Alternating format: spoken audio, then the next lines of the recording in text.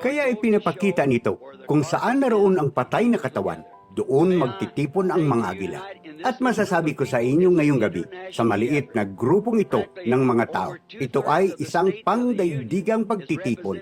Halos mahigit 2/3 ng mga estado ng Unyon ang kinakatawan dito, bukod sa 5 dayuhang bansa, maging sa Russia at sa iba't ibang bahagi ng bansa, hanggang sa Venezuela, hanggang sa Jamaica, sa iba't ibang bahagi ng bansa.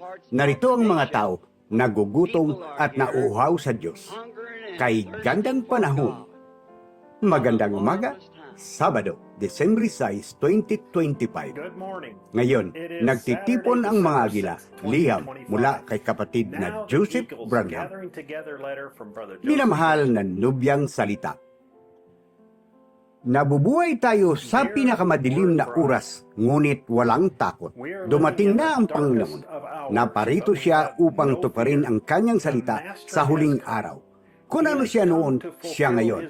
Kung ano ang kanyang pagpapakita at pagkakakilanlan noon, ito ay ngayon. Siya pa rin ang salita ng Diyos na nagpapakita ng kanyang sarili sa laman ng tao sa kanyang makapangyarihang ikapitong anghel at ipinapahayag sa atin, tayo ang kanyang buhay na nubyang salita.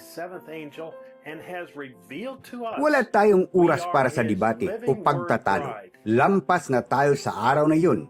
Tayo ay sumusulong. Kailangan nating makarating doon. Ang banal na Espiritu ay dumating sa gitna natin. Ang Panginoong Hesus sa anyo ng Espiritu ay nagpahayag at nagpakita ng kanyang sarili sa pamagitan ng kanyang propeta na siya ang tinig ng Diyos sa kanyang nobya.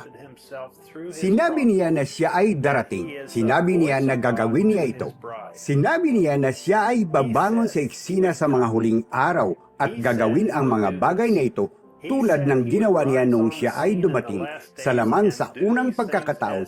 At narito, siyang ginagawa ito. Ano ang iyong kinakatakutan? Wala. Nasa daan tayo patungo sa kaluwalhatian. Walang makakapigil sa atin. Ipagtatanggol ng Diyos ang kanyang salita. Hindi ko alintala kung ano ang mangyayari. Dumating na ang panahon para kumilos. Dumating na ang panahon para maniwala o hindi maniwala. Ang linyang naghihiwalay na dumarating sa bawat lalaki at babae ay dumating na. Ipinanganganak ka para sa isang layunin. Nang tumama sa iyo ang liwanag, inalis nito ang lahat ng kadiliman sa iyo nang marinig mo ang kanyang tinig na nangusap sa iyo sa mga tape. May nangyari. Nangusap ito sa iyong kaluluwa.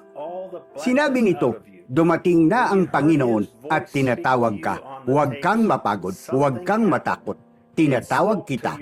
Ikaw ang aking nobya. O, mga tao, siguraduhin ninyo, huwag lamang kumuha ng anumang kalahating pagkakataon dito. May programa ang Diyos. Ang kanyang salita ay naitala niya sa mga tip. Dumating na ang Panginoon at tinatawag ka. Halika sa inalaang daan ng Diyos.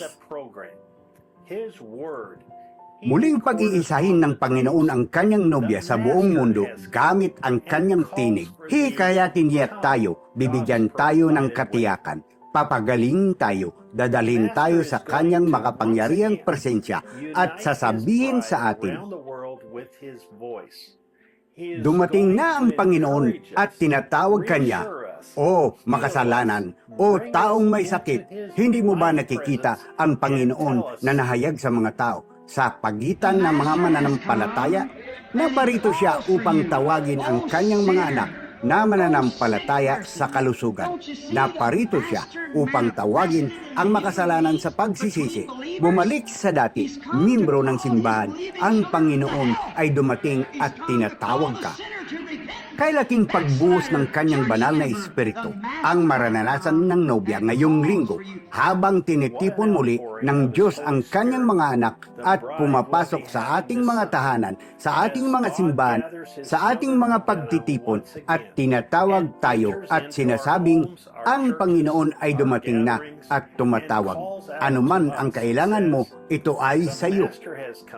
Hayaang tungimo ng malalim ang mga salitang iyon sa iyong mga puso, mga kapatid. Anuman ang kailangan mo, ang Panginoon ay dumating na at ibinibigay ito sa iyo.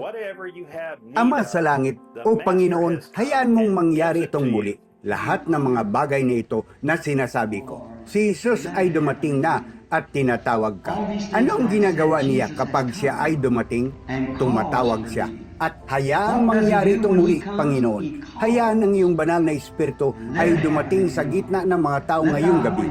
Ang Panginoong Isus sa anyo ng Espiritu. Hayaan siyang dumating ngayong gabi at ihayag ang kanyang sarili at pagkatapos ay ihayag ang kanyang sarili. Kapatid na Joseph Branham. Minsay 64-0213. Saka dumating si Jesus at tumawag. Oras, alas 12 ng tanghali, oras sa Jeffersonville. Mga kasulatan, San Juan, Kapitulo 11, versikulo 18 hanggang 28. Hanggang sa susunod, pagpalain kayo ng Diyos at Shalom.